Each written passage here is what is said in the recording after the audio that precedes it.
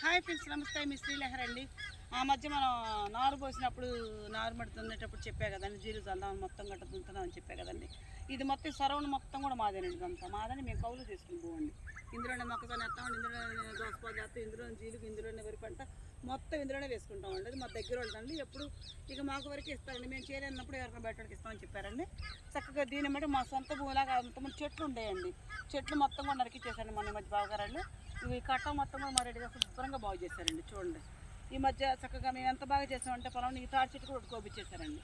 ఇది ఎన్ని ఏడు వస్తే పంట సరికి ఇది కూడా గోపించారండి. అక్కడ దూర చెట్టు అది కూడా గోపించారు.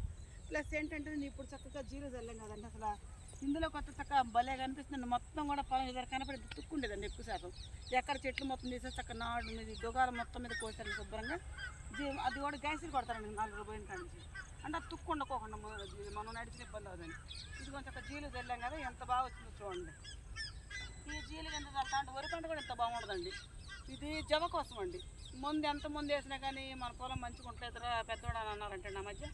మా తమ్ముడు ఏం చేసి జీలు కట్టలు వేసుకొచ్చారండి, వేసుకొచ్చి చల్లారండి చక్కగా. ఇదంతా కూడా జీలు చల్లుకున్నామండి. ఎంత బాగుంది చూడండి, మంచిగా వచ్చింది కదండి. ఇదంతా అయిన తర్వాత చక్కగా ట్రాక్టర్ డవేట్ వేసే చక్క ముక్క అయిపోద్దండి. ముక్క అయిన తర్వాత నీళ్లు బాగా పెట్టేస్తే అది కుళ్ళిపోయాక దాన్ని దమ్ము చేసి మేము నాటేసుకుంటామండి. అట్లా అందులో గోగులు చల్లామండి. అందరూ కూడా నీడైతే దోస పాదులు మొత్తం ఇమ్మడైతే ఇంత కాయలండి చక్కగా. అప్పుడు బోల్డ్ వీడియోలు పెట్టుకున్నాను అప్పుడు నేను. అది కూడా దున్నేసి మేము నాటేసామండి. ఇది ఈ విధంగా మేము జీలు చల్లుకున్నామండి. ఇది చక్కగా దున్నేసి నాటేసుకుంటామండి దీన్ని మేము. మా జీలు మీకు నచ్చిన ఒక లైక్ ప్లీజ్ వస్తుంది.